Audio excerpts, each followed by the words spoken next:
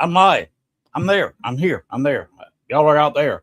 Y'all are either watching me live or you're watching me on the one of the recorded ones in the future. Send me some lottery numbers. I need some more shoes. Hey, I got to go to New Orleans Paracon. That's going to cost me some money with the gas prices like they are. We have to rent a car. Ugh. Anyway, welcome to the show. We got a special guest, Christie Ayres, coming up here a little bit later. We're talking about her Stevenson building. So we got a haunted location. I'm not sure how I'm going to interview a building, but we're going to try. Anyway, we're going to go right on into the show. But first, we're going to do our commercials. We have been talking quite a bit, obviously, with upcoming Paracon and the people running it. The people that run it are, see if we can throw up that first picture. There it is, the New Orleans Paranormal Society. I'll tell you what they don't do. They don't show you a haunted building and move on when they give you a tour in New Orleans. They do not take you into the building and say, this is a haunted building, such and so happened here, and you move on. No. They take you into the building, they sit you down, and hand you a piece of paranormal equipment, and you meet a ghost. Places include behind a voodoo shop and the Andrew Jackson Hotel. And let me tell you, I've investigated both of them multiple times. They are both extremely haunted, and that's just a couple of their locations in New Orleans. The French Quarter is quite haunted. Throw up the other picture. Here is their address and phone number. If you are down there in New Orleans and would like a for real paranormal experience put on by people who have had about 700 investigations under their belt, very experienced paranormal investigators, and you want a paranormal experience, go down there, get you a tour, and this is a true ghost tour. They don't talk about the ghost. They take you to them. So give them a contact if you're going down to New Orleans and get you a real ghost tour. They've also got a little bitty thing going on called the New Orleans Paracon, July 31st, August 1st and 2nd. Roll that Paracon footage, please. Nice, easy listing, Jazz. Start with for the guests and the packages. Most ghost paranormal investigations are still open. Some of the packages, Platinum's open. Some of the packages have been sold out. Most of the actual ghost hunts are still available. Contact them from their website, paracon.com, and go ahead and sign up for a ghost hunt today because you don't know how long those are going to be available.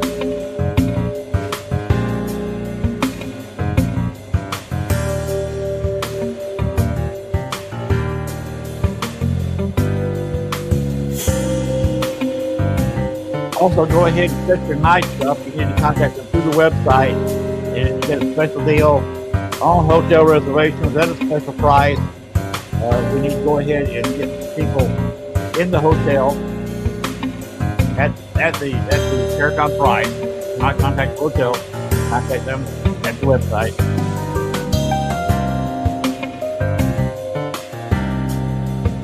We can get 20 people to stay up for 2 nights. He's going to have a band. The hotel jazz band. Brother Sebastian! Yeah!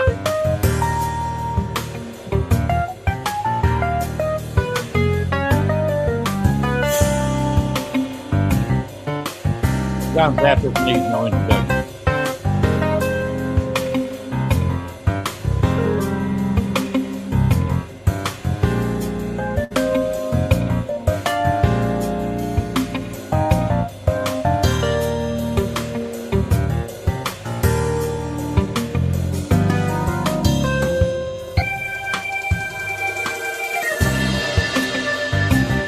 Lonnie and Lord will be behind the voodoo shop with their own late Brown and Terry Brown.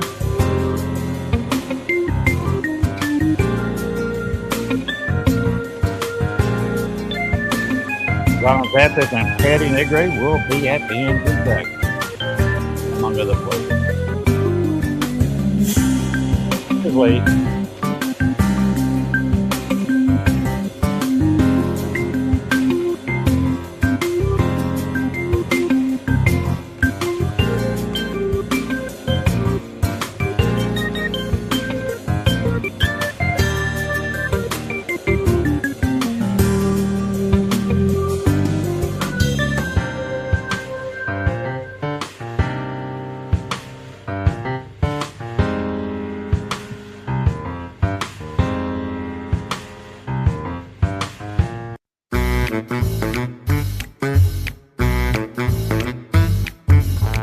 Here's Christopher and Jennifer.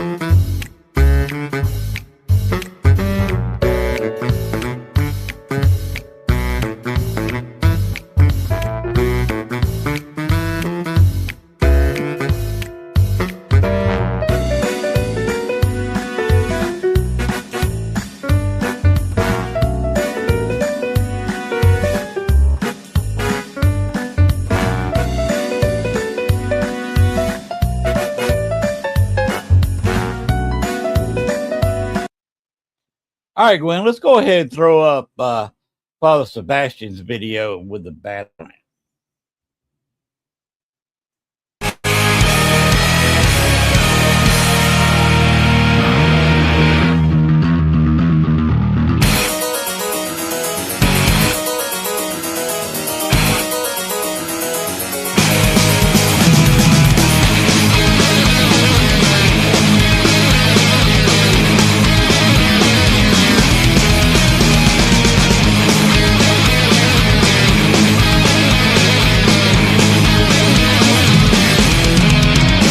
Feedback if you sold out. 夜明けが迫り来る招かさる感情真空の逆流に私は酔いしれた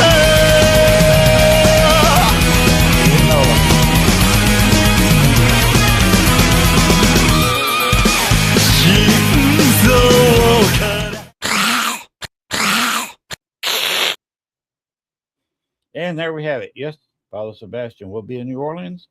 He is a man full of stories, experiences, and he will be there. There is a package you can still get where it's Weekend with Patty Negre. You saw that advertised in the video. That is still available. There are a few seats left.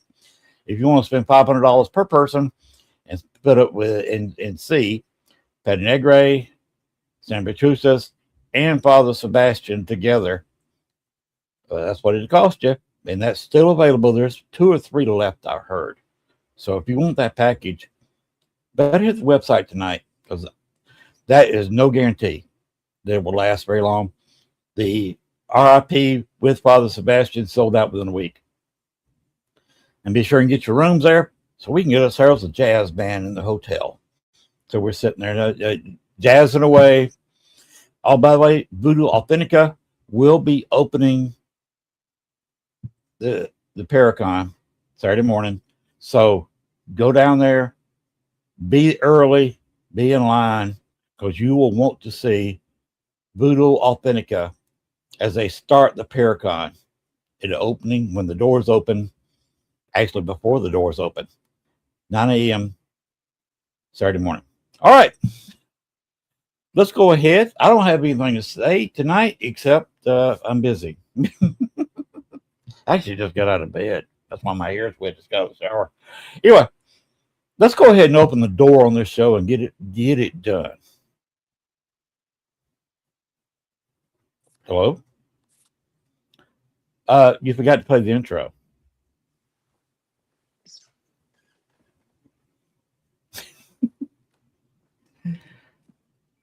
Gwen? Hello? There we go.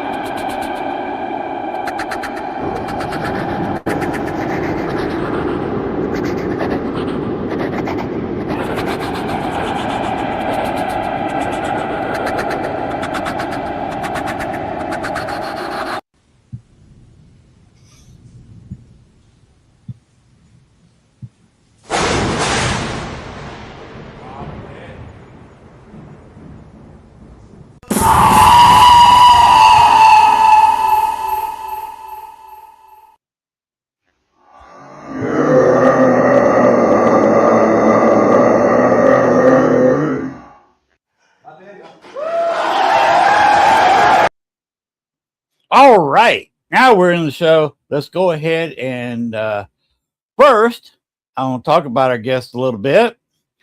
Christie Ayres has been involved with the paranormal field for about 9 years. She's had guest spots on Travel Channel's Destination Fear and Most Terrifying Places in America. She was also on set with Ghost Adventures for one episode. Christie created her own series called Buried Alive Paranormal that was picked up by Nick Croft for his streaming services, as well as being available on Amazon Prime. It's no longer available on Prime, sorry to say. Christie spent about 4 years, 2020 to 2024, living van life, traveling the U.S., holding paranormal events, and many known haunted locations. She also spent those years exploring the country and making friends. It's how she earned the name Para-Gypsy. In October 2025, she was able to regain access back to the Stevenson building and finally became the sole owner. Congratulations. Christie made a decision to stop traveling and refocus herself back on her original project. Christie purchased Stevenson building in 2018 and in 2020 was featured on Travel Channel's Portals to Hell. After the filming of Portals to Hell, Christie was forced out of her building for 3.5 years. Oh, that sucks. Stevenson building was closed to the public for those years. Lost my place. She is reopened to the public for its originally intended purposes. Anyone can rent the building out for private overnights, and Christie holds public events as well as candlelight and day tours. Christie's goal is to renovate Stevenson building and attempt to preserve its history. The Stevenson building is known for its paranormal activity. People have experienced doors opening and closing. Ooh. Objects moving on their own, footsteps, and EVPs. Occasional people have reported seeing shadow figures throughout the location, an apparition of a female lingering in the upstairs halls. Guests also claim to have heard children running and laughing in the same hall. You can book the Stevenson building by reaching out to Christie on any of her social media platforms, her emails, or by calling the number listed on the building's Google business page. And she has the links. There's not much I can do with them. The links here, but there's a Google link and personal Facebook. Once somebody wants to copy the links into the room, be glad to do that for you. But without further ado, let's bring our guest up, Christie Ayres. Hello. I have absolutely no sound. I can't hear at all. You can't hear at all. I'm going to sign out and sign back in and see if my sound comes back on because I can't hear anything. So hang on. Okay, Gwen, you want to sit there and do some charades? Yeah, it happens sometimes, especially on iPhones. A phone. Yes. Yeah, for some reason. So let's see if she can pop back in and get that going. But all right, let's see. Here she comes. There it is. You got it? Can you hear us? Can you hear us now? Yeah. I wasn't sure if it was just some technical issue because I couldn't hear any of the stuff before that either. And I was like, I'm going to wait and see. Maybe it would come on, but it didn't. So right. It happens. If it happens again, just pop out and come back in. It does happen on our cell phones. But I'm going to get off here and on with the show, guys. You're good. Thank you. All right, Christie. Hi. To start with, we are talking about your Stevenson building and what all you're doing. Yes. So first, let's say where people can see what's going on. Your website. Yeah. So my son is building me a website, and we were like waiting. I just got Wi-Fi in here, so it'll be a little bit before I have an actual website. So for now, everything's on. We have YouTube and Facebook and TikTok. I think are the two main, and it's all under the Haunted Stevenson Building. There is another page that says Stevenson Building LLC, and that is not the one. So if you see that one, it has no profile picture or anything. It has to be the Haunted Stevenson Building. But that's where pretty much you can see everything. Eventually we'll have a website, but I needed internet because my son is my son and he's building me my own server. So Yeah, so that's why we were waiting for Wi-Fi because he's been building the site and the server. And so eventually it'll just, we'll be running on our own server, which is awesome. I'll take it because he could do whatever he wants with it that way, which is cool. So eventually it'll be So on there, but yeah. internet's available in the building. Yeah, it is now. I just got it installed on Thursday, I believe. So yes, it's I been mean, you great. only had internet there for a week now. Yeah. It's been kind of a long road. For people who have been watching, if you haven't been watching, I moved into the building at the end of February, and I had no electricity, no water, nothing. So it's been quite the journey. But I did it so that I could fix it up and be here more often because I was living 2 hours away. And with gas prices and everything else, it's a monstrosity. And so I was like, you know what, I'll just go move in there and then I can focus on it. I can still, I found another job and all that stuff. So um it's been quite the adventure. It was like camping in below zero weather. But we're good now. Cool. So you Yeah. actually live in the building. I do. Yes, I do. I have my own one little room, and then the whole rest of the building is just open for the public and for whoever wants to come in and who wants to do overnights and things like that. So it's funny because I'm like, I'll just go in my room and stay out of the way. But so far, everybody just wants me to hang out with them, Cool. which I appreciate. I'm like, that's so sweet. However, it is not mandatory at all whatsoever. If you want to be left alone, you're more than welcome to investigate without me around. It's no Well, offense okay. taken. Yeah. First, let's talk about your address. Where are you? We are in Wymore, Nebraska, and it is 217 South 7th Street in Wymore, Nebraska. So you can't miss the building. Such a little old town. I'm actually on the main street, which consists of me and the grocery store across the street, basically, and the So bar on the corner down the parking's street. no So problem. no, not even remotely. The furthest you may have to park away from the building is probably like 3 spots. Oh, wow. Yeah. So it's pretty good. If the grocery Now, store open, it may have to be 4, but that's about it. what's available around there? You got a hotel people can want to stay at? Because a lot of people stay up all day driving to you. They Yeah, may not so feel like driving all the way home. there is the Heritage Inn, which is just down the street. It's brand new. And when they put that in, they took very much care to put a lot of the history in there. So they did turn it into a nice little historical type thing, which is amazing. They did a great job. So they're there. I'm also about I'd say 15 minutes, no more, from Beatrice, and they have plenty of hotels, restaurants.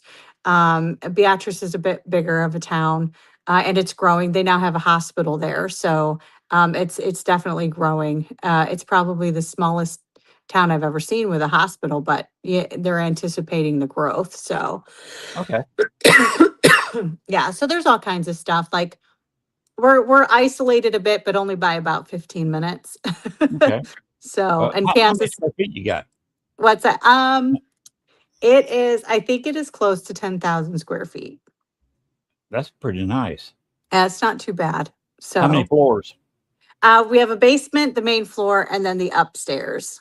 So, So you can split your team up and put one in the basement, one on the top floor, and they got a floor between them empty, so they're not yes. interfering with each other. Yep, That's cool. absolutely. Yep. That's cool. Hmm. Now let's talk about cost. So Fridays and Saturday nights, it's $375 a night. During the weekdays, it's $275 a night, and that's for up to 6 people, and then it's like $40 per person after the 6.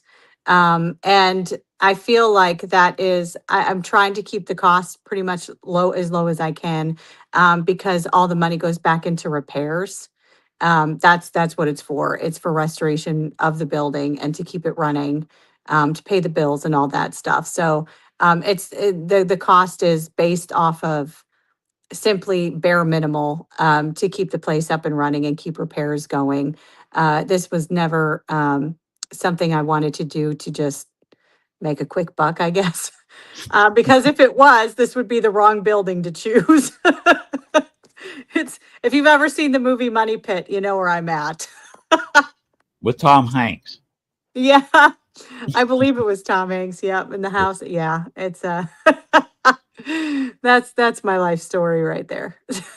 So, Well, a question. mhm, You've got internet in the building. yes. Could we walk around a little bit? Yeah, absolutely. I will take you here, and then if we want to go upstairs, I actually don't know um, if the internet will work in the basement, and I've never tried it, so maybe we Yeah. can try it with you guys. Well, maybe So maybe hold we can on. try it. Let me switch this around, and I have to put shoes on because to go upstairs. Whoops. She'll get it figured out in a second. She'll be right back, everybody. We're trying some new stuff here. We'll see if she just got her internet, so we'll see where it works and how it works. And working with an iPhone, let's get it back. Let her get her shoes on. Of course, I'm not wearing shoes, but I'm on carpeted floor. And here we are back. There we go. Yeah. I'm like, I don't know if it'll let me switch. I hit the flip button and it kicked me out. So I'm not sure. If I have to, I'll just hold the camera the other way. Okay. I won't be able to see what I'm doing very well. I might try it one more time. Here, let's see if it'll. There we go. It's that's- flipped now. Yep, my son gave me that. So, okay.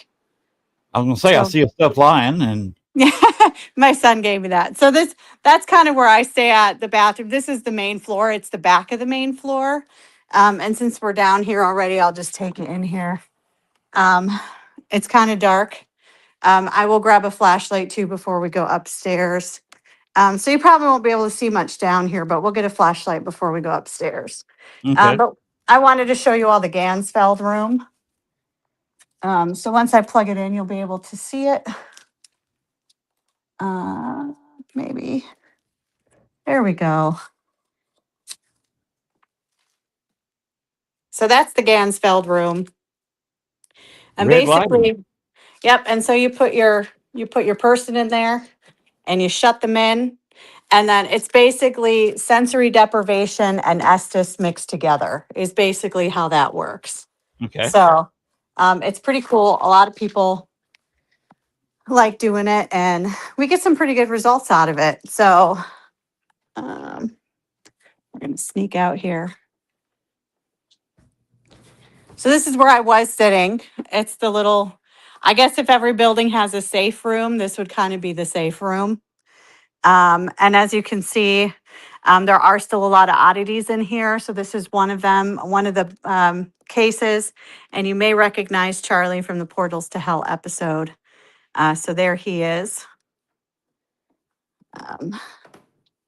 And then the front room has some more cases with oddities in it and a lot of seating for whatever we do in here. This particular case here is stuff from haunted locations all over the country, including stuff that I found in the building. So that's, this is one of my favorite collections that I own because a lot of this was gifts from people.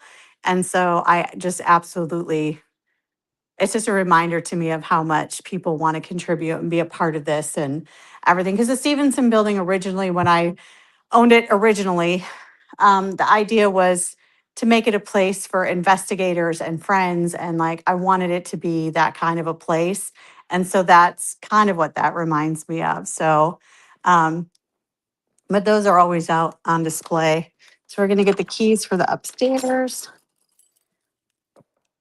If I would have known you all wanted to do this, I definitely would have had this all opened up for you already. So I apologize for the terrible camera filming and all that, but I'm going to grab a light and we'll go on up.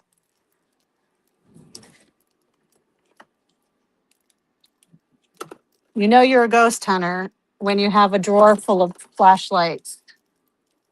Yes. For anybody starting ghost hunting 101 tells you have multiple flashlights. I have an entire drawer full. Okay. Mm-hmm. All right, here we go. Oh, it was raining. Had no idea. Here we go. And here's the creepy staircase, Ooh, because who doesn't have one of those, right? creepy staircases are fun. All right. So we can go left or right first. Which way do you want to go? I don't know. Well, the producer tonight is left-handed because she's had surgery on her right shoulder. So why don't we go left? That sounds like a plan. Give me a second here. Sorry for the bad camera work, but I got to unlock the door.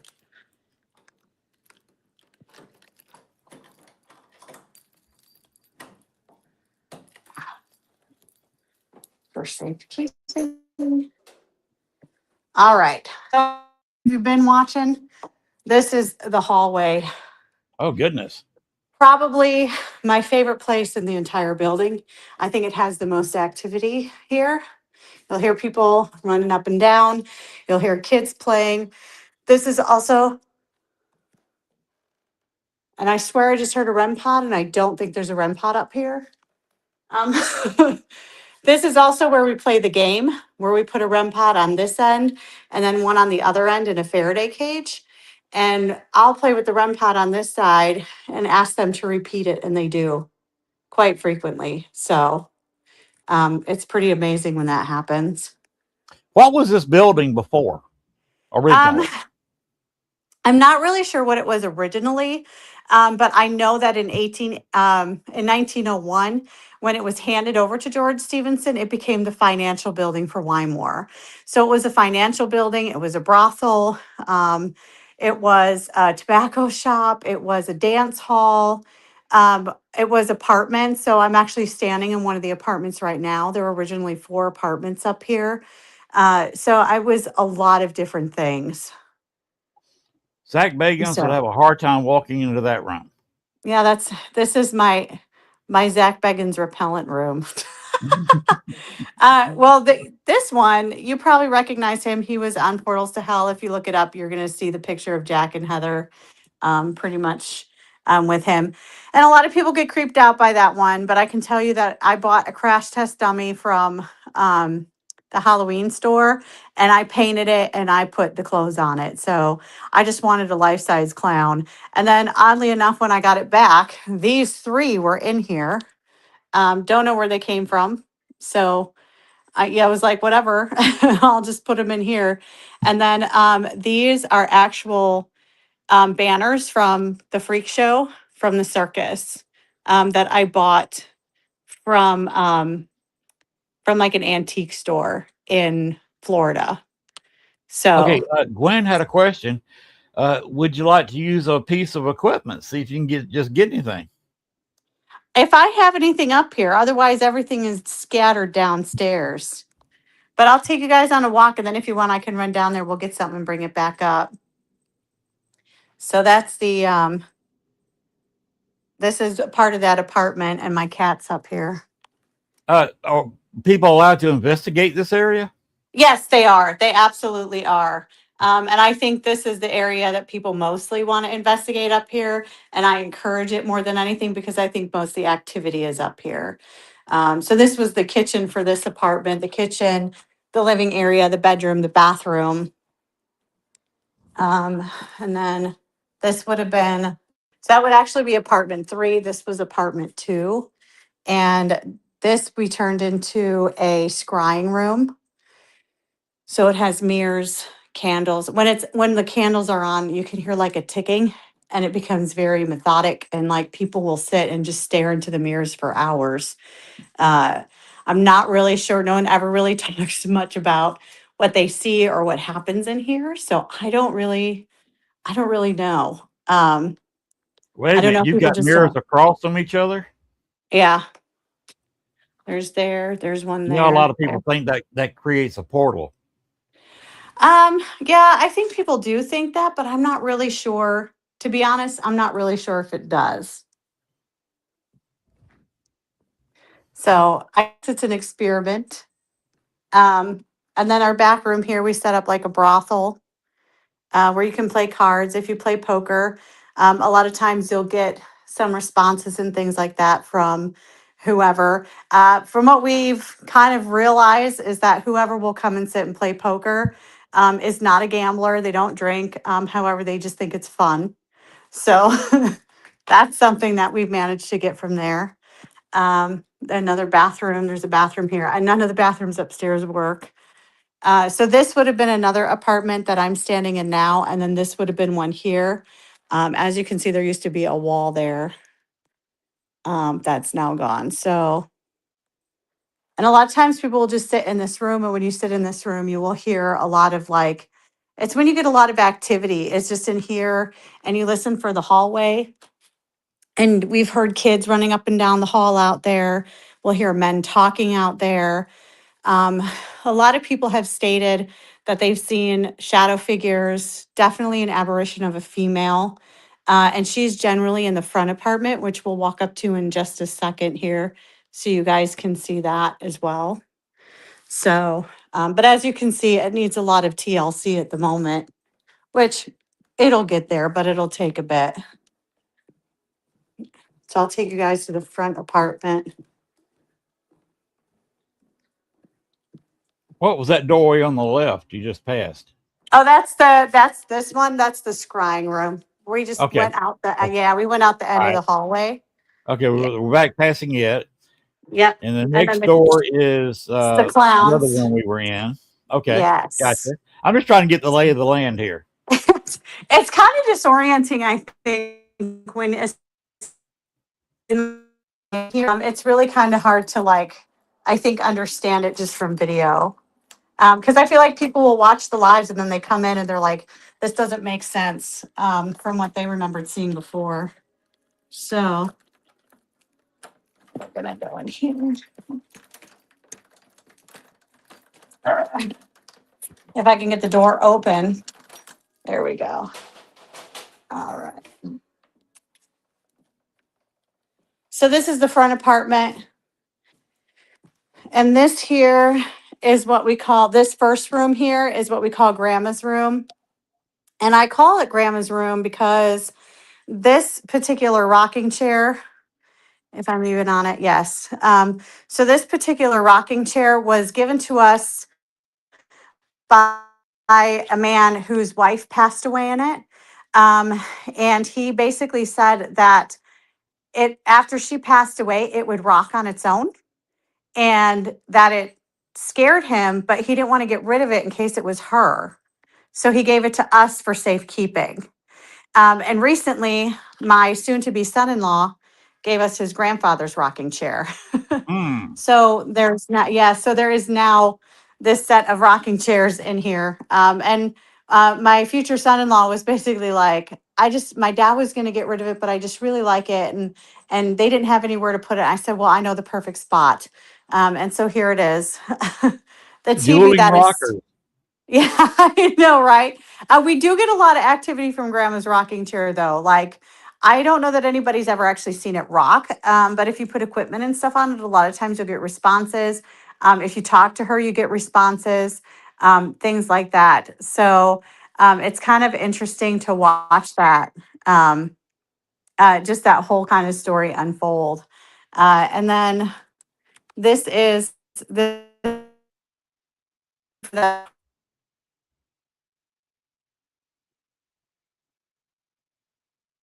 All right, we Outersburg. froze. You're freezing up a little Oh. bit. Can you hear me? I can hear you now, Hello? and you're not frozen. I can see your light moving around. Whoops. Technical difficulties. I've seen plenty of them when you're out trying to do live and you're in a haunted location. And of course, this is brand new internet up in there. So we are, Christie was back for a second. Let me flip my camera here.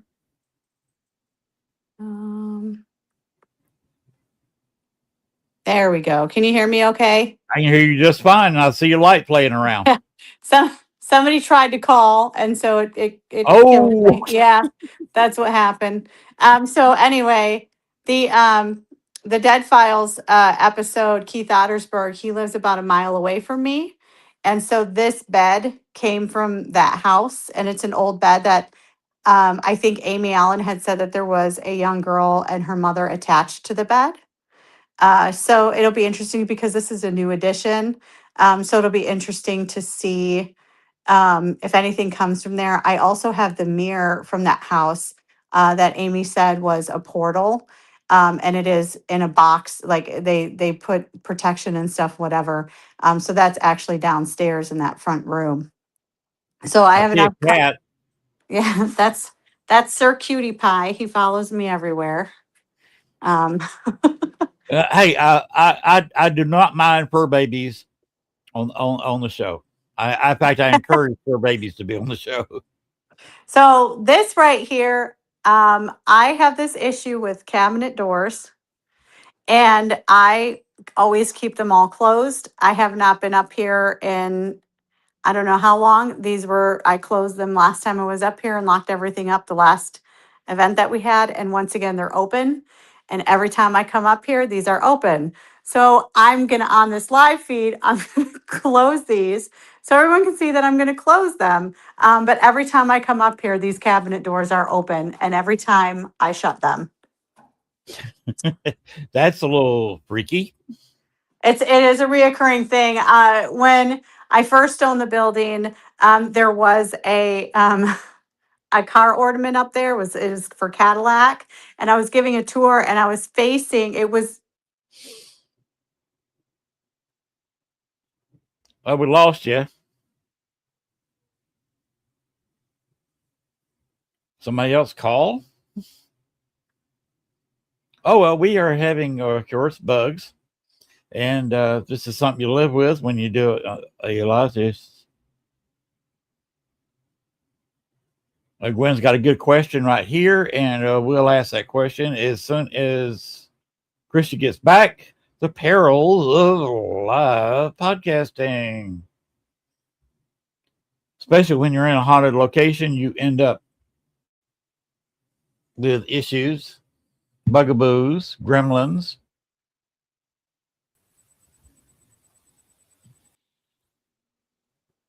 Christie? Nope. my phone keeps ringing, and I don't know how to make that stop. Okay. That's all I'm going to say. Right. Okay, there we are. We're back on the cabinets again. We are. I'm so sorry. It's okay. Yes.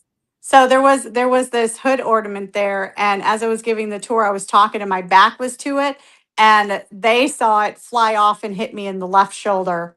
And unfortunately, that was one of the things that was taken out of here that shouldn't have been. But I wish it was still here because it kind of became like a thing for me that it was there. We have an original mini claw tub, which I'm obsessed with. So there's that. Wow. Yes. And like, Gwen had a question about your cabinets. yes, You ever set up a cam to watch them? I haven't yet. And the only reason that I hadn't done that yet is because I was waiting for the internet to be installed so that I can put the security cam up here. So within the next couple of days, I'll have the security cameras all up and running. And then I should be able to catch this on camera. Because it's kind of crazy. Like, I honestly, coming around that corner, I wasn't expecting it to happen again because this is kind of a newly reoccurring thing. It hasn't happened before. It just started happening like within the last month. Cool. Yeah. So I'm just like, okay, if that's what we're doing, that's fine. There's usually like a lot of issues of like you can hear someone trying to come in the front door and things like that. So I'm not surprised that cabinet doors are being opened. So we'll go down.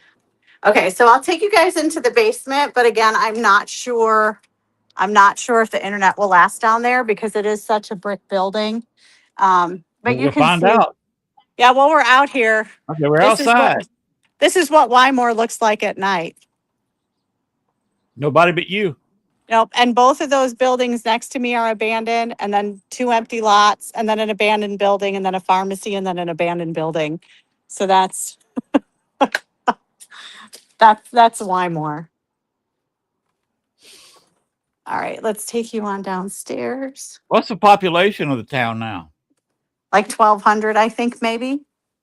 Oh wow. Yeah. And then Blue Springs, which is right next to us, is even smaller with about 300. All right, here we go. Okay, So this is far, we're creepy looking looking. good. Welcome to my creepy. Whoops. Maybe you not have internet down here. It working? No, you're frozen Can you and I hear can me? barely hear you. Okay. It's not going to work. We will go It's not up. going to work. Okay, now we No. see, now we can see a few things. Yeah. Yeah, and a lot of that has to do with the fact that it's really just it's old and it's brick and it's very thick brick. Okay. And so trying to get internet to go through there is very difficult. Right now we got a good picture. We hear you just fine. Yeah, because I came back upstairs. Okay. So yeah. But that's pretty much other than the basement, that's kind of the whole thing. I don't know. It's just a lot of crazy stuff happens in here. And of course, if anybody knows, it's the ceiling tiles that I'm obsessed with. If you look here, you can see right here. I wish I could zoom in on a little bit for you, but it's original copper tile from 1881. Oh wow. And so as the paint is peeling off, the copper itself starts to show through, and you can see where some of it's been kind of through for a while, and it's starting to oxidize, which is how we know for sure that it's real copper because of the oxidization. Right. So it turns these like beautiful blues and greens and purples, and it's just when the sun's out and shining in here, it's incredible. Every single person who walks in the door, it's the first thing they notice is this ceiling. So, and that's pretty much it, other than the basement. So Yeah, is it in the room of the rocking chair? Is it known to rock on its own? And you said it was occasionally. I haven't seen it rock. That's the thing. I've never seen it rock. However, I will say that people have gotten a lot of activity from it. So I'm actually going to I'll grab a REM pod here. Because I have some stuff sitting out and we can go on up there and just kind of see what's happening. Make sure the battery works there. Make sure this works. There we go. So we'll bring a REM pod up and I have a cat ball and we'll see if maybe grandma will come out and say hello. We'll go check it. Oh, I need the flashlight. Otherwise y'all won't be able to see anything. There it is. I am pretty scatterbrained, so thanks for putting up with that. Hey, it's not a problem. I'm actually finding this quite enjoyable. Appreciate you doing it. Of course. And Sir Cutie Pie will follow me up, I'm sure. And so I do have neighbors to the left of me, so you might be able to hear them a little bit. With the doors shut, and I bought sound blankets. So that way, when people are here, they won't be able to hear them at all. Okay. Or vice versa. Exactly. I don't think they care much about me, so they're not bad people at all. Some paranormal investigators are screamers. Oh, yeah, I forgot about that. Well, you know how Ghost Adventures is. I've seen people like that. They talk big and bad. Then first time a ghost moves something, they start screaming and running. And it's like, dude, you just asked for it. You know? You're actually paying money for a paranormal experience, and when we finally get one, you're gone. Exactly. That's funny. That is so true. So I put so there's a REM pod on the floor, and then she has a cat ball. Man, those stairs every time. They kill you every time. Oh, so she has a cat ball on her chair and then the REM pod. So I don't know if she's gonna talk tonight. She probably wasn't expecting company. So maybe that's a good thing. But Grandma, if you're up here, would you like to say hello? There's people watching who want to see you tonight. And if anybody wants me to ask her a question, have at it. I will ask. Just let me know. I forgot we bought her some whiskey last time too. So she's got whiskey laying there, a REM pod. She's all set. She's probably whiskeyed out and taken a nap. I think a Uh, lot of people like they always ask like if there's anything evil or demonic here, and I don't think there is. I think there is one. Um, I think there's one spirit that can be kind of moody, and he's downstairs. But I think other than that, it's I don't think there's anything to worry about here at all. But again, like you said, like people go into locations acting all like mean and nasty and whatever. So like I would say if you're going to do that and they retaliate, that's on you. well, Grandma, if you would like to let everyone around the world know that you're there, can you move the rocking chair just slightly?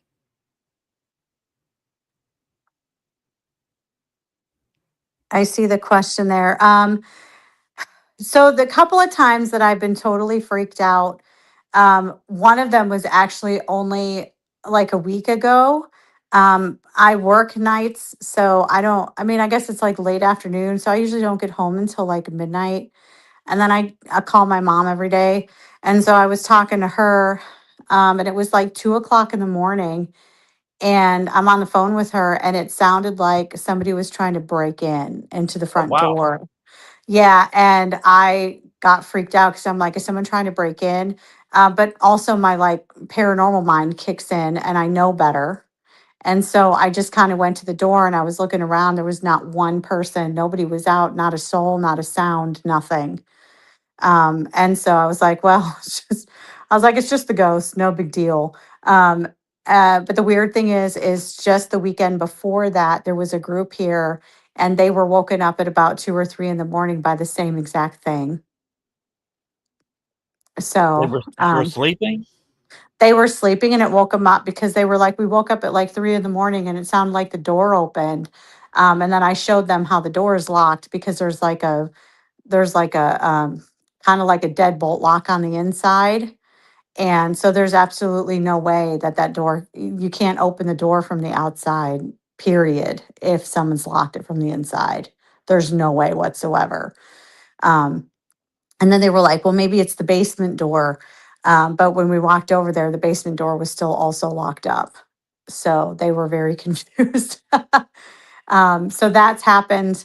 And I think the other time that I was really concerned was I had all the doors open. It was late. I was doing a live investigation and I heard men talking on the stairs and walking on the stairs. And I thought someone had broken in. And so my friend who lives just up the road, he was watching and he actually came down here and cleared the building because it was so loud and obvious that even the people watching thought someone had come into the building, just random men. Mhm. So it's not the paranormal that scares me. I think it might be a living person that scares me. That's way I feel about paranormal investigations. The ghosts, spirits they don't scare me at all. They don't bother me. It's the living people and what they're going to do because you never know. That's exactly it. You don't ever know. At least here, like I've been, involved here for, 6 years now. That's me setting that off. We're going to put it down the hall. All right, stop. So, I'm pretty comfortable here, and a lot of people always ask me if I'm comfortable sleeping here. And I'm like, I've been sleeping here since day one, on and off and whatever. So it doesn't really bother me at all. All right, here we go. And we'll give them this here. And we're going to shut the door here because I can hear the neighbors next door.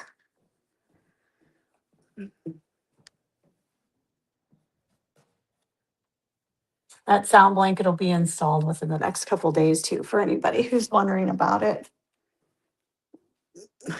There we go. And I blinded myself. All right, if there's anyone up here, you want to go hit the REM pod for me?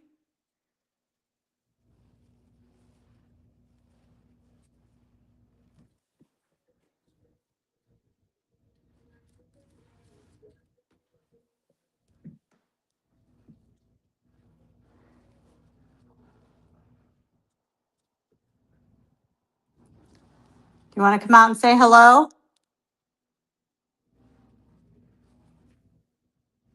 Anybody new to ghost hunting that's watching, this is what you really do. Yeah, it is.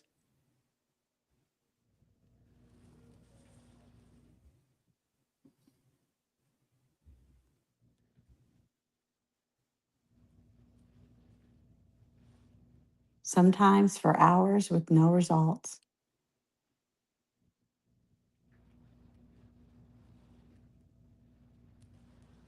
I can hear Well, movement down here, but I don't know if you guys can hear it. no, we can't hear it. Spirits are not trained animals. You got a cat ball down there? What's that red Yes. light?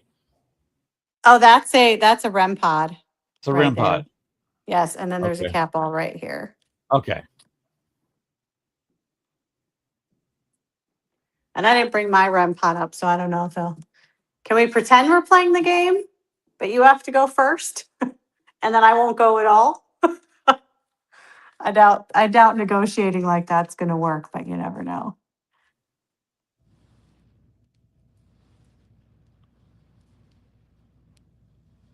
If anybody wants to become known, we got a lot of people watching right now.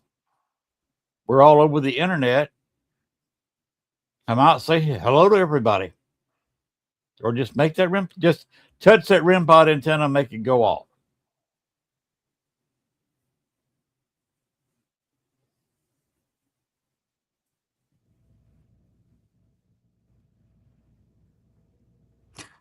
This is how we pay the bills, remember? That's the pep talk I have with them. I do all the other work. All you got to do is show up when I need you to. That's the pep talk we have before every event and every investigation. We didn't do that today, obviously.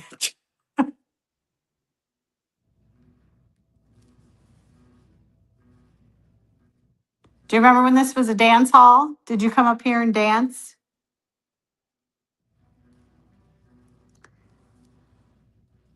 Do you remember when Theodore Roosevelt was here? Or Al Capone? Oh, you've actually had Al Capone as a visitor there? So it is, I cannot find proof, like physical proof that he was here in this building. However, the guy who owns the pharmacy just down the street, he was the first one to tell me that his dad, and like this was only when I was looking into the history of Weimar itself. He told me that his grandfather used to tell him stories of Al Capone being in here specifically. Probably we do one know of the that. brothels. Yeah, and they also had tunnels under the city, and there were tunnels under my building, and those tunnels were used for bootlegging liquor and things like that for Al Capone. And this town was like, it was called Sin City to the west. So basically, Weimar was the original Sin City. And so there was a lot of bootlegging, gangsters, mobs. Mob Barker's gang was out here. Jesse James. Matter of fact, Sam Wymore, it would have been his nephew, I believe. I can never remember because it takes a minute to like figure it out when I'm looking at all the paperwork and stuff. But Jesse James robbed a bank in was it Liberty, Missouri? The first one that he ever did during the daytime. And he shot and killed a kid, and that was Sam Wymore's, I think, his nephew. His name was they called him Jolly Wymore. So it's kind of crazy how that all happens. But the Dillinger gang was also out here. Thomas Limerick, he was part of the Denning gang. I just learned all this information over the last couple of weeks because I also work for the Squirrel Cage Jail. And I was going through their archives, and I learned that this Thomas Limerick he was part of the Denning gang, and they robbed a bank in oh crap, it's a town, Fairbury, which is like 20 minutes from here. And they escaped from the bank robbery, came to Wymore, then used the tunnels to escape because they were being chased by the FBI. They got through the tunnels and out to the camp town Kinney, which is right outside of town here. 3 of those gang members were shot and killed. There's still 3 crosses out there, like marking those spots. Thomas Limerick, who was a part of that gang, eventually got caught. And then he was taken to the Squirrel Cage jail. And from there went to Leavenworth and then went to Alcatraz. And then he was the 3rd escape attempt ever from Alcatraz and was shot and killed during that escape attempt. Wow. That's Yeah. quite the history. Is that not a crazy story? Like, Yes, it 'cause is. I found his story at the Squirrel Cage when I was there, like just the part of, and I kept going, why is that name familiar? And I started digging and started digging. And then I was like, oh, this must be why, because of Alcatraz. Well, then a historian in this area posted the whole story of Thomas Limerick, like just randomly, conveniently at the same time. And I was like, no way. So that whole article about him being here and all that is actually on the Haunted Stevenson Facebook page. I posted all the pictures and everything. So, Well, I'll say again where the building could hear me. I said I was going to interview a building tonight. Does the building itself have anything it wants to say to me?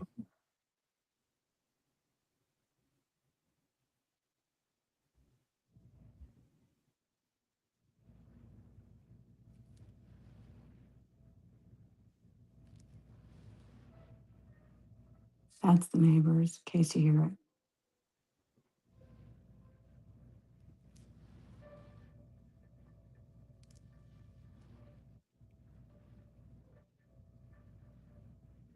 Can you light the REM pod up for me?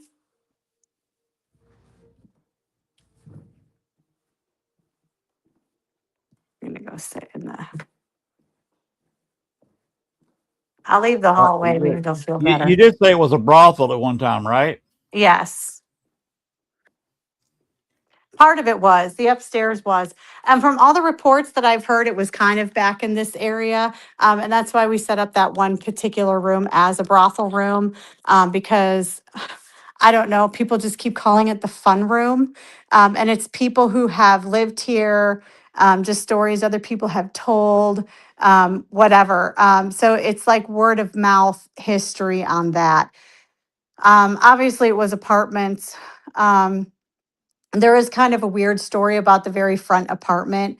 I had some other psychics come in here and they started making claims of like a domestic violence situation. And it's kind of muddy. The girl killed, like the female killed herself or he killed her. They're not really sure. I haven't been able to find any proof of the death of that female. However, what I can say is that I was up here working one day and the guy who was the landlord during that time happened to show up, just came upstairs and was like, oh, I used to be the landlord of this building and whatever. And one of the last tenants was this guy who lived in the front room. And he's like, oh man, he was such an asshole and he was violent and he was yell and scream. He said, I just got so tired of his crap that I just pulled him out of the room and threw him down the stairs. And he's like, I didn't kill him, but, and then he out of nowhere just tells me that he had a girlfriend or something and she either moved out or disappeared. He didn't know whatever happened to her. That would be And I was like, interesting. yeah, I was like, wow, okay. But he doesn't remember the guy's name, didn't remember the girl's name. And so like I tried looking for the problem, the library did a fantastic job of like cataloging all the history. The only issue is that without an exact date, I can't look anything up. Right. I have to go through, they just have drawers and drawers and drawers full of microfiche. So it would just, if I find it, it's gonna be just a fluke, just stroke of luck is all it will be. So, Or spiritual guidance. yeah, it could be that as well. But as of now, I was forever looking for the picture of Theodore Roosevelt. Just looking for it because I was like, I know there's a better one. I know there's one because I had one small one that I found. looking all over for this thing, trying to figure out an exact date so I can go to the library and look it up. Yes. And the whole time, that photo was in this building. Why was Teddy there? So he was never in the building. He was at the Tethuzelon Hotel, which is like it's about a half a block kind of across the street from me. And so he was making campaign stops. And so he stopped here, got off the train, spoke in front of the Tethuzelon Hotel, and then went on his way. And Okay. it was covered by all the newspapers and stuff. So the Tethuzelon Hotel, I wish it was still there, but it's gone. It took up an entire city block, but that was like the place to be. The mobsters and people from all over came just to go to that hotel. This was a major stop. The train that station that was here, the tracks that used to be here, it is the only mob owned railroad that ran from New York City to Vegas. And so it was run by the mob itself. And Nellie Beer, who married George Stevenson, um, uh, she came from Chicago, and it's believed that she was part of a mafia family. And that's kind of what I thought. Like, I was like, she's kind of the key there to figuring out the mob and the mafia and how involved they were. And it turned out that we ended up finding poker chips in the basement from the Southland Mafia, which actually were linked to that railroad and to Nellie and to all of it. And so we were like, that's pretty crazy. It's weird. The building has a way of just giving me information when it's ready.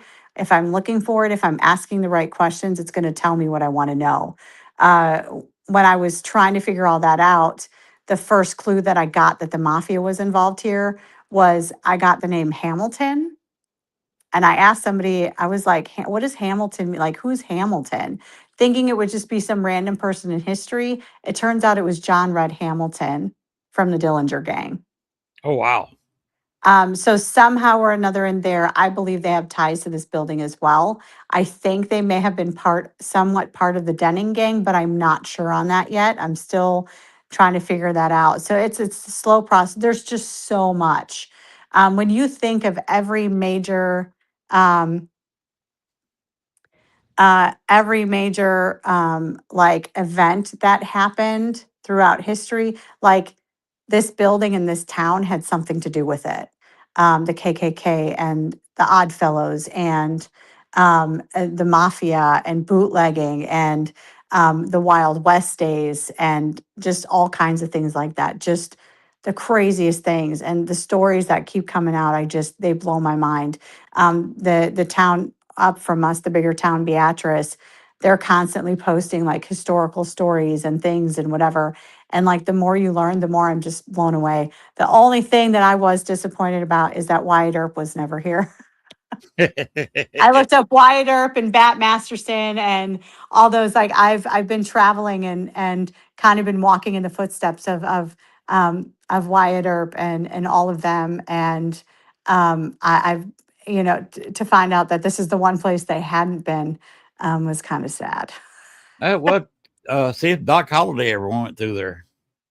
Doc Holliday was not here either. I looked them all up. Okay. And the truth is they may have been, they may have stopped through here or whatever. But it wasn't a significant enough thing to ever be recorded in history, Right. They may have just so. rode through, spent the night, and moved on. Yeah, and very possible that could have been it, or they were here on they stopped for an hour for lunch while the train was loading and unloading or something like that. But Weimar also played a part in the orphan train kids. And if you don't know anything about the orphan train kids, it was basically what happened was a lot of parents could no longer, like poor families couldn't afford to take care of their kids. And so the very first 8 orphan train kids were kids it was like an experiment. The mothers put them on the train took them to a bigger city, and all of those 8 kids were adopted. And so people started doing that everywhere, thinking that they're sending their kid off to a better life. And what happened was more kids than people who were going to adopt kids So there'd be babies not getting adopted. There'd be 3-year-olds walking the street, just like that, just left out to their own vices. And that's actually what started the social services program in the United States. Right. And this area, I don't know if it was exactly Wymore, but Wymore was certainly one of the first to receive some of the orphan train kids that were adopted out. But eventually, Wymore got overrun by them all as well. So it's kind of sad and interesting all at the same time. So, but yeah, this place, the history of this, and that's why I wanted to be out here in the first place, because the history is just fantastic. You don't know much about me, but I have a history, and of course, lived in Chicago for 14 years. Yeah. With Al Capone. I was originally born in Georgia, and of course, Doc Holliday was born in Griffin, Georgia. But at a very, very young age, his mother moved to Valdosta, Georgia, and that's where she died and is buried. Is in Valdosta, Georgia, which is not far from my hometown. So what is your hometown? Columbus, Georgia. Columbus, Georgia. And then you lived in Chicago for how long? 14 years. 14 years. That's where I grew up, was Chicago. I lived in Blue Island. Well, Alsip. So We were on South South Side. Side, up by you know where Marquette Park is? It sounds really, but not really, no. Holy Cross Hospital in Marquette Park is where we lived. Huh. And now we got us a retirement cabin down in Southeast Arkansas. Nice. I guess they just want to be quiet tonight, honestly. But it's only been like half an hour. Yeah, it's a quiet night. So. But we tried. Yeah. I'm like curious. I don't even know. Oh, that's an old balloon. Okay. So yeah. So that's the Stevenson. This is an amazing looking place and plenty of room to investigate. Yeah, I love it. I love I don't know if I can I don't know if it's plugged in. It probably is. My little, oh yeah, we are plugged in. So my I found this in the building and like, come on, you got to have it. Yes, it actually works, and you can get the white noise. Exactly.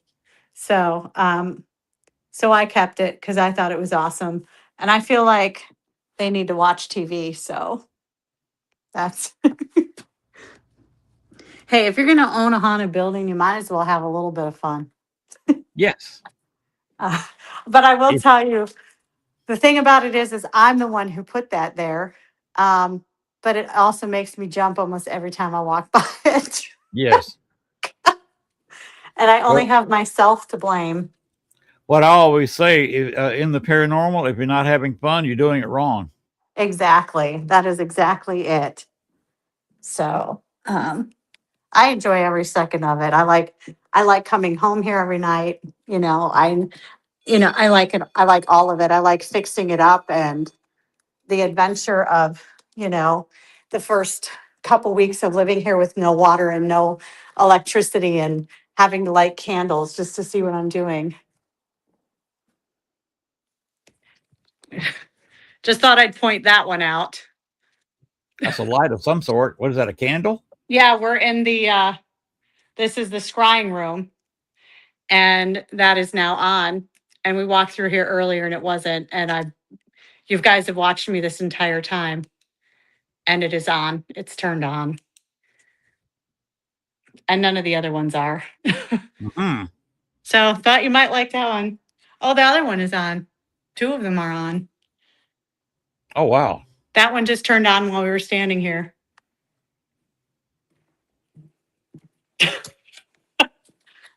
Turned on by itself without you turning it on? Yeah, I was just standing there and it turned on as I was standing there. Interesting. Yep. So that was kind of fun. We appreciate the tour. Of course. Well, I guess maybe you didn't get a REM pod, but you got a couple of candles turning on. Yes. So that works. I need to lock these up really quick if you don't mind. Go ahead. Mainly because what kind of lights have you got in there? Just a flame bulb or what? They are the flickering bulbs. So those are just LED candles with flickering bulbs. Okay. And they're battery operated. So they weren't on when we came up. No. I actually really like when stuff like that happens because, like, you guys can see me the whole time. You see where I'm at, you see what I'm doing, you see where I'm going. And so, if you know that they weren't on and I'm the only one here, and then we walk by and there they are, that's pretty fantastic. So, it feels great outside today. So you can literally park right out here. Yep. Just in case you're concerned about parking. We're all Okay. good. What's that green lighting there to the left? Oh, that's my display window. Okay. Because I couldn't help myself. So that's how you find me. Look for the green window. Look for the green lighting. What kind of scene have you got? Somebody on an operating table or? So I got so this, I don't know if I was telling you because I did a radio show this morning too, but so this particular mannequin dressed up like this, years ago, I was sleeping in the couch out there and this mannequin flew out of the display window and landed face down in the middle of the floor in the front room. Oh. It's the only time it's ever done it. Never done it before, never did it since. And so there's our patient there. And then my skeleton and the cat who hates people but loves the skeleton. So there he is. Mhm. Yeah. So it's the first thing I set up because you know what? I just can't do anything without drawing attention to the Well, building. it marks the building well, and somebody coming up there, if it was a little bit dark, can find the building. Well, and it's funny because I had they're like, hey, where's the building? There's no sign. And I'm like, I don't think you need a sign. I really, No. I don't think you need a written sign. So it's great.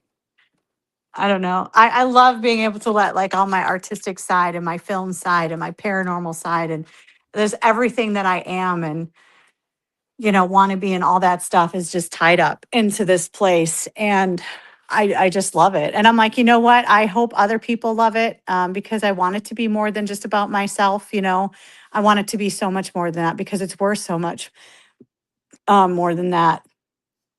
But I'm like, at the same time, if I'm the only one who ever appreciates it, so be it. It's one of those things, you got to find the things in your life that make you happy and that you would enjoy and that bring you peace and everything. And just being able to wake up every day and say, you know what, today I'm going to make this look better. Today I'm going to fix this. Today I'm going to, just investigate or I'm just going to enjoy it. Those are all the wonderful things about this place for me. So, yeah. And then my kitty, come here. Come on. Oh, come here. Oh, he's not going to come up.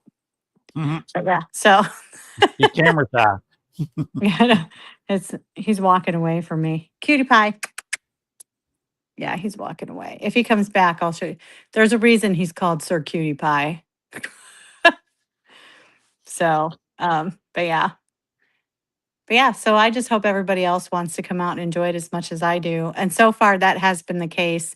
Everyone who's come out here has I think, just enjoy being part of what this is or what it's going to be and the people that it will include. And, because I think paranormal it's not just about ghosts and spirits. I think it's about the living spirits and how we connect with each other. I always make the point that, we're so busy spending time investigating the ones that have passed on that we should make sure we never forget the ones that are still here. Like, hear their story before you have to try to get them to tell you through a REM pod. And I Right. think that's important. And I think this place will be a lot of that as well. Yeah. Where can people get hold of you? So they can, if you Google Haunted Stevenson Building, it'll come up with the phone number, the email, all of that stuff. They can call, they could email, they can text, they can message me on the Haunted Stevenson Facebook page, the TikTok page, my personal page. However they want to get a hold of me, I will see it and I will respond. Okay, So, now, and how much is it? so it's $375 on the weekends for up to 6 people, and then $275 during the week. So, So up to 6 people dividing 275 that's during not the a week. lot. That is a cheap investigation.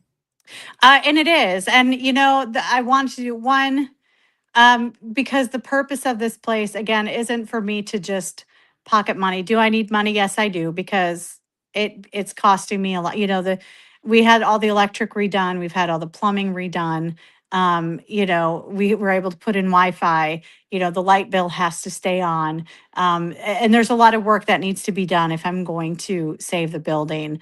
Right now, one of the biggest issues I have is we're drying out the basement, because the back end of the building needs new support beams. We have temporary ones in, so I have a little bit of time, but we need new cement blocks and new support beams down there. And then we also have one smaller structural issue on the front of the building.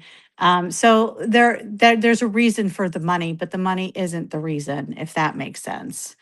Um, and I wanted to just keep it inexpensive for that reason, because I feel like so many people, there are people who own locations and pocket the money and spoil the money, and before you know it, they no longer own the location because they can't afford it.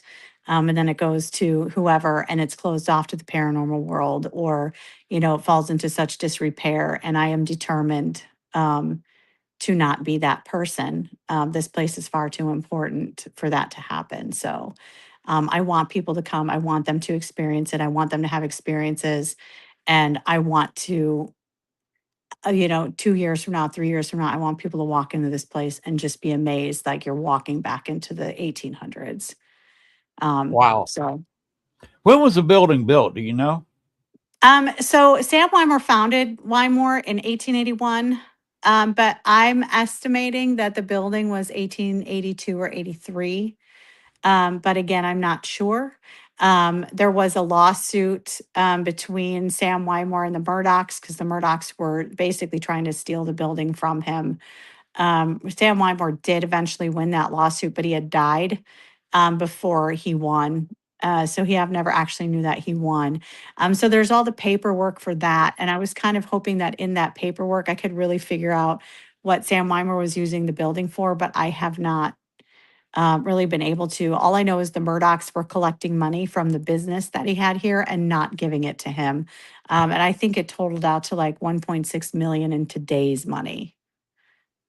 Um, Something like that, that they had actually stolen from Sam Wymore. Oh, wow. Yeah. And it didn't become the Stevenson building until 1901. But it became the Stevenson building because Sam Wymore was getting so sick, which he blamed on the lawsuit and the stress from that he gave the building to Sam Wymore, to George Stevenson. And that's when it became the financial building. And the only reason that we figured out any of that is because there's exactly one photo with half of the building, and all you can see is Stevenson '01 on the top of the building. Hmm. Yeah. So we were like, okay, well, that's, because we were digging and digging and digging. But it kind of makes some sense, because if there was a lot of mob activity and illegal activity and all that stuff going on, they're not going to put it out there in the open. It's not going to No. be, it's not going to be documented. No. Yeah. So, and I just recently, after I would say probably 5, 6 years of looking, I finally found pictures of George Stevenson and his wife, Nellie. Are you going to put them up in the building? I will eventually. Yeah, I put them online right away, just so that I knew that I had them and they weren't going anywhere. So they are on the Facebook page, but eventually they will. I will have pictures of those. The story of Thomas Limerick will be put up eventually. So all within time, all that stuff. It's going to be like an oddities museum and a history museum. The history is such a big part that that will always, I'll always have that in the building here somewhere. So, and it will be put on display. Yeah, And well, I'm at least we excited had for a that. ghost sighting. There's one What's that? behind you. I said, at least we had a ghost sighting, one right here, right there. There's more. Yeah. So, my kids gave me that and put that together. And then I won one of the ghosts over there. Someone else gave me one. My daughter gave me one. I just love it. People are always giving me gifts, and it makes me so happy. I enjoy it. What do So, your daughters think about this? um, You know, my youngest one has done some events with me because I was traveling. I spent like 4 years, 5 years on the road, maybe less. It was probably more like 4 years, just traveling the country, living van life, and doing events everywhere. And so my youngest one, she would do events with me every now and then. She likes it to a point, and she enjoyed spending the time with me and going to the places here and there. But I have 4 kids, and all 4 of them pretty much are like, "You do you." Um, they think it's cool, and they, like, talk to their friends about it and stuff, and mind you, they're all in their mid-20s. My oldest is almost 30. He'll be 30 in December, so, my son enjoys the hard work part, so he comes down here every now and then and helps me, like, he ripped out the drop ceiling, and he's been helping me work on the roof, and, so he likes the hard labor of it, and he never believed in it, and then he was in here by himself because I think I had left to go use the bathroom. As before we had the water on, and he was working in the front room. And he was telling me there were people on this. He's like, there were some guys on the stairs talking earlier and this and that, whatever. And I was like, did you go and look? And he's like, nah, I just figured, whatever. And I was like, Brian, I was like, there's nobody around here. And he's like, "Yes, there are." And I was like, "No, there isn't. You know this. Like this whole block is like abandoned." And at the time there wasn't even the neighbors. Like nobody was here. And then he was like, "Okay, but what if there were people in the alley?" I'm like, "Brian, that doesn't even make any like think about it." I was like, "There's nobody. It's abandoned back there too." And he's like, "Well, there's a building back there." I said, "Yeah, go look. It doesn't even have a roof, dude." Like and so I could see him because he's a highly intelligent person just in general. And so I could see the change in his face, like, oh shit, what just happened? Um, and it took him a while for it to register. And he was like, holy shit. And I was like, yeah, I told you I didn't make any of this up, dude. He's a great kid. It's So always fun to see the light, the paranormal light come on with somebody. Yep.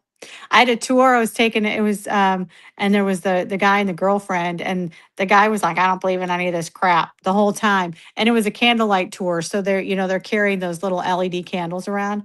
And we get Right. done with the tour, and the whole time he's like, this is bullshit. Negative Nancy. And we get down into the front room, and I physically saw his arm move and the candle goes flying out of his hand. And then he just stood there frozen. Wow. It took him a couple minutes to be able to speak and tell me what actually happened, and he was shaking and couldn't move and just was like he didn't know what to do, and I've never heard or seen them since. And I was like, "Hey, F around Well, and find out." you got some great stories. You have a great building. Thank you. Thank you for that. Uh, and hopefully we're creating some interest, and somebody will come in there and get a not very expensive paranormal investigation. Oh, I hope so. I hope everybody comes. Nothing brings me greater joy than seeing other people in here. It makes me so happy. Just seeing people love it and enjoy it and appreciate it. Um, because it's a wonderful place. I'm obsessed with it, Gwen clearly. says she wants to. Gwen is a producer for All Access Network TV. She produces most of the shows. Uh, I wish we could get the money up to where we could just for a year rent an SUV, So we Hmm. carry equipment around, and the two of us, maybe add a third person, could tour around places like you have It's worth it. in the night and throw and on the network throw up live investigations of the places where we are. It would be so worth. I will say that living van life financially is hard. I feel like people would think it would be easier, but you have to still be able to pay your bills, because you still have a phone bill and a insurance bill and things like that. So you still have some bills to pay, and you have to feed yourself, and you have to be able to shower and things like that.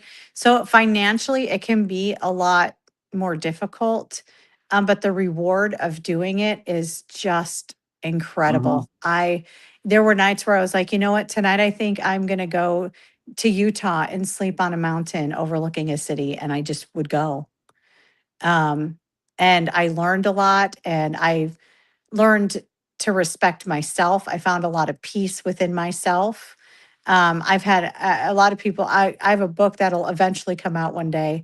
It's just been a real overwhelming thing for me to write and to finish and all that. But I came from a very abusive situation for years. And living van life and being surrounded by whatever nature and peace I wanted to at any given moment was the most incredible, wonderful experience of my life. You may So, have got out of it at the right time because some of the people that I follow that have been in the van life, you got governments in states and the federal government are really frowning on van life. They don't want to talk about Americans living in a vehicle. and I hadn't seen They're any of cracking that. down on So people. I had no idea that was happening, They're starting to crack down on people more and more in which the is crazy past year and a half. because they have the Bureau of Land Management, which is land that's government owned, but it belongs to the people. And so, like, you can actually go live on it for free. And some of them have like full facilities, like showers and bathrooms and things like that. And that is supposed to be for the people. There are apps and everything, because I used them all the time, where you could just, it's called like The Dirt is one of them, and you can just find free camping sites everywhere, free Right. showers everywhere, just things like that. So it's really kind of sad. Like if they're going to be shutting that stuff down and cracking down on it, it's really sad, because the land belongs to all of us, not to them. Well, unfortunately, you know how they want the oil drilling and mineral searching. I think they Mm, want to search all the BLM land, by the way, which is the original BLM. It's not Black Lives Matter. It yeah, it's is the the beer. Bureau of Land Management. That's why I called it that, because I didn't want it to get confused. It's the Bureau Exactly. of Land Management. Uh, Mhm. but there's a lot of people wanting to look for rare earths and all of that. And see, I don't know how you search for rare earths, but you've got people say we don't have many rare earths in this country. We got a major discovery here in southern Arkansas that they're trying to grab all the land for that so they can start mining. But finding it is you're still years from being able to put it on the market and make Yeah. stuff with it. And you got to have the market for that. So which comes first, the mining of the rare earths or the cell phone factory or the computer factory? Yeah. And do you want to build that in this country, where an American made computer is going to cost you twice what a one made in China would be, or three Yeah. times? So it's just people grabbing at straws because they want to buy American, and with rare earths, there's not much American. Yeah.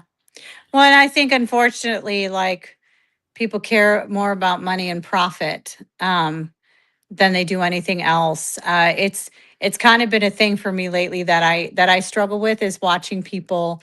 I feel like everything becomes about the money and the profit, that they can put in their pocket, and there is no regard whatsoever for what they're actually doing, because unfortunately, the temporary cash flow will cause a permanent lack in things we need Yeah, worldwide.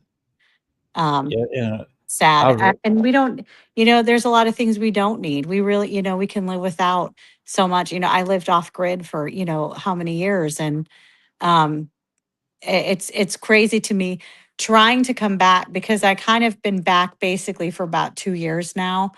And the first year that I was back, I was absolutely miserable. I did not want to be a part of society at all.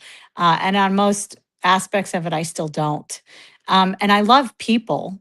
I love people on an individual level, and I enjoy people and stories, and like really one of my I love it.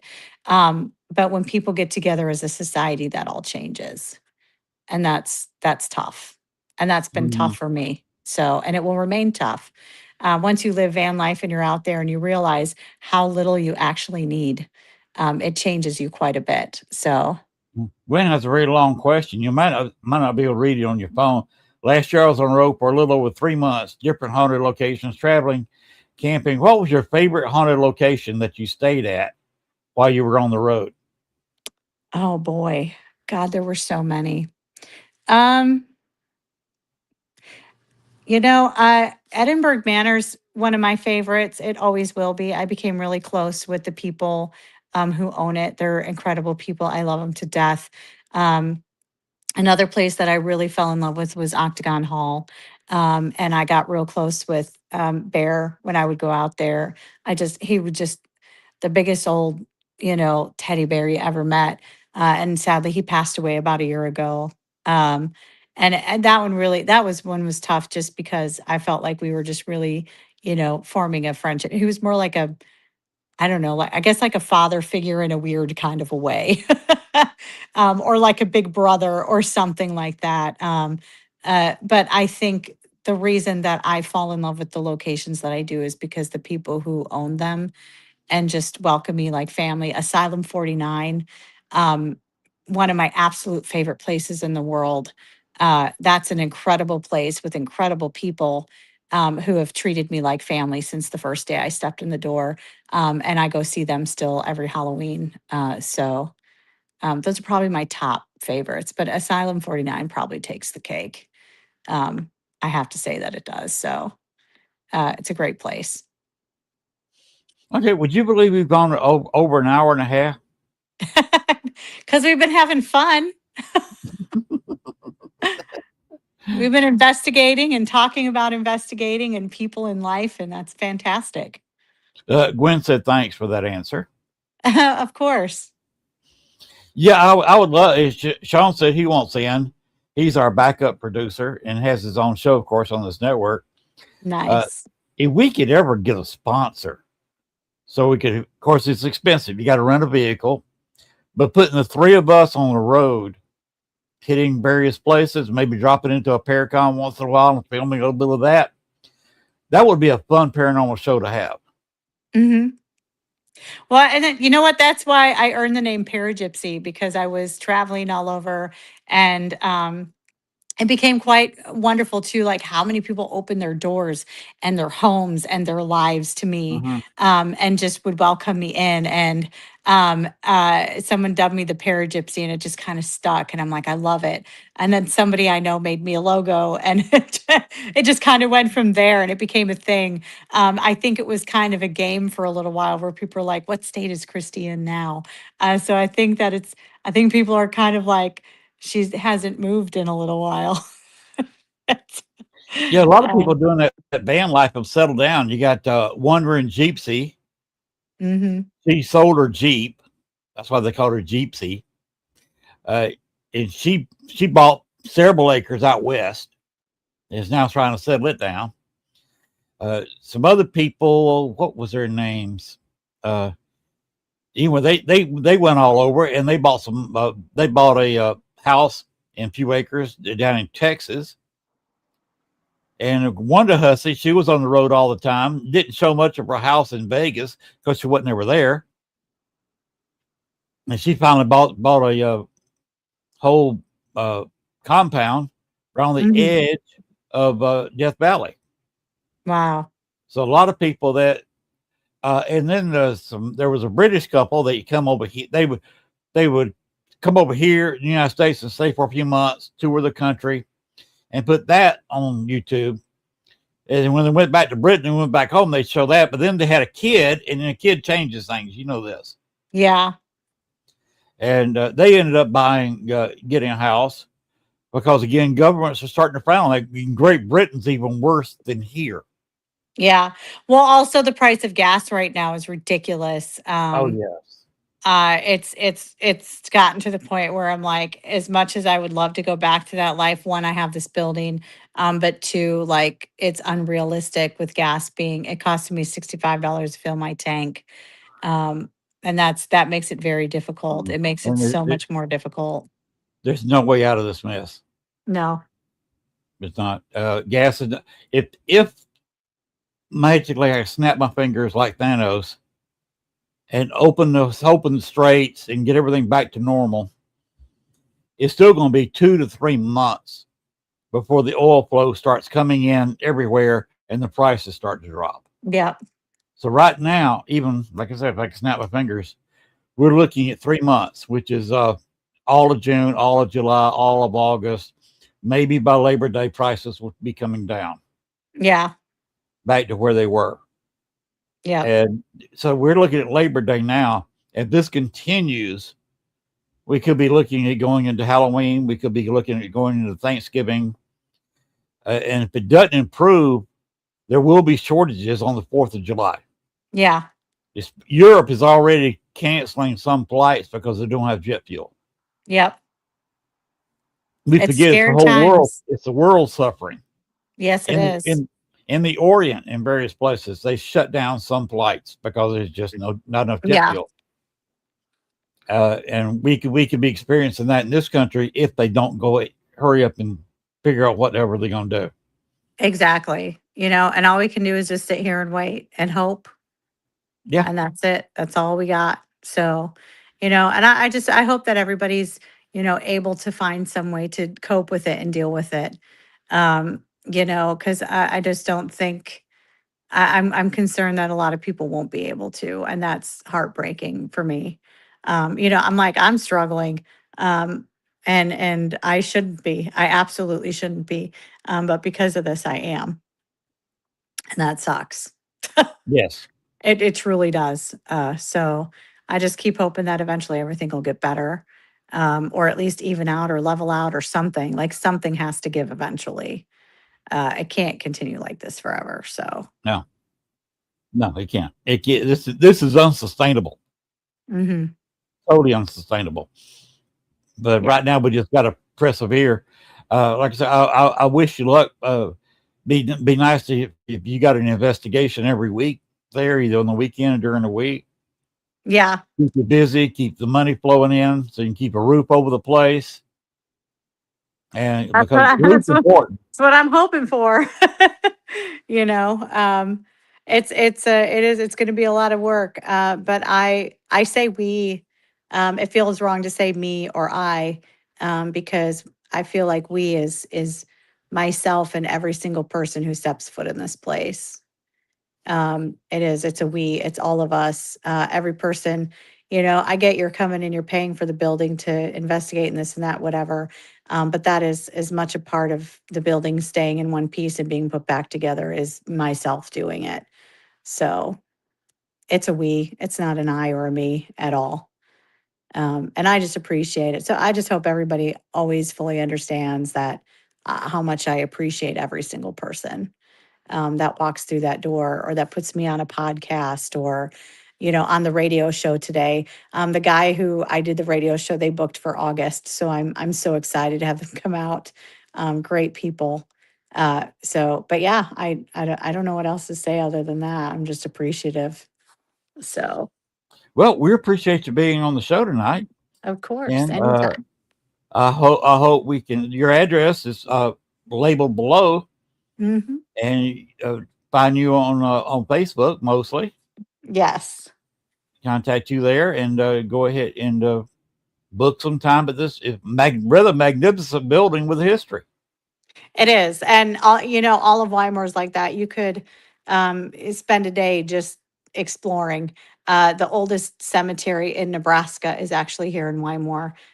Sam Weimar is buried there. George Stevenson is buried there. Their families are buried there.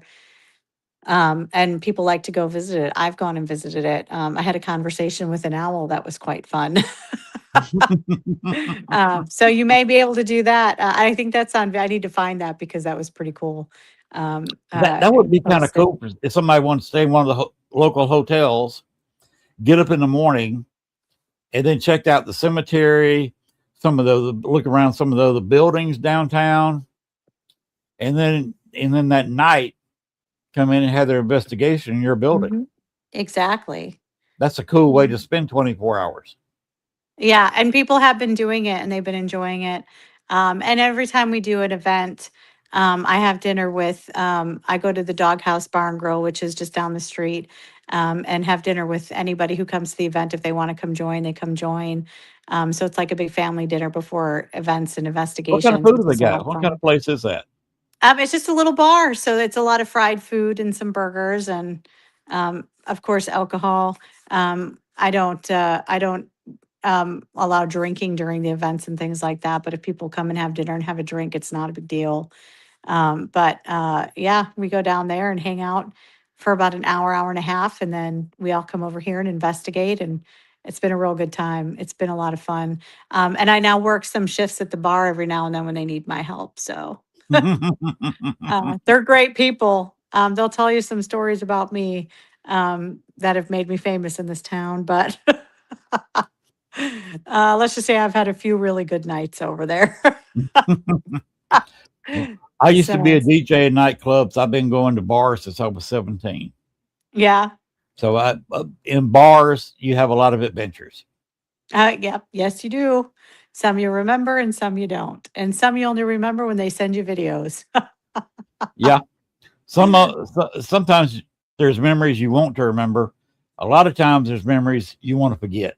Yeah, that's true. That is also very true. So that's too funny.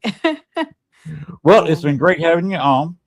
Now, Thank you. if you got time and you want to chit chat, we can go ahead and end the show. And Gwen will hang around for a little bit, and maybe Sean will come in there, and we can chit chat a little bit if you got time. Yeah, sounds good. Sounds Just, good. just stay on. We'll take it. Gwen will take us down. We'll All get right. out of the show, and just don't exit StreamYard. Just stay where you Okay. are, I and got you. we can close down the show, and you just stay right there, and we'll be back. Sounds like a And plan. we'll be back talking about Bill. We'll be back next week. Who have I got next week? Me in June. Look at the calendar. Oh, Jeremy Brunton will be my guest next week. I was on his show last month. Jeremy will be on this show next week, so we can continue our talks about paranormal stuff. And like I said, I appreciate you being here. Just hang on. We'll be back with Okay. you. Gwen, you want to go ahead and I've already announced my guest for next week. I am looking for guests that are involved and going to the New Orleans Paracon because we're starting to get into that area. I'm already talking to a couple of people, and I would like to book all of July with people that are going down there. I've already got the last Thursday in July.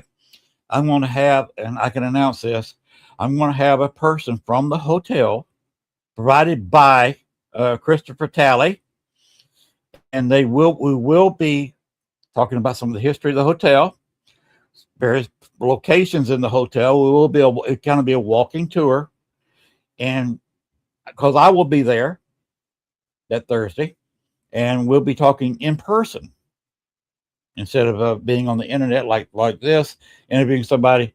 The two of us will be in the same room and in the hotel that we will be talking about, which is the host hotel for the New Orleans Paracon. All right, Gwen, let's go ahead and shut the door on this show. And remember, everybody, paranormal never sleeps. Good night. Have a great week.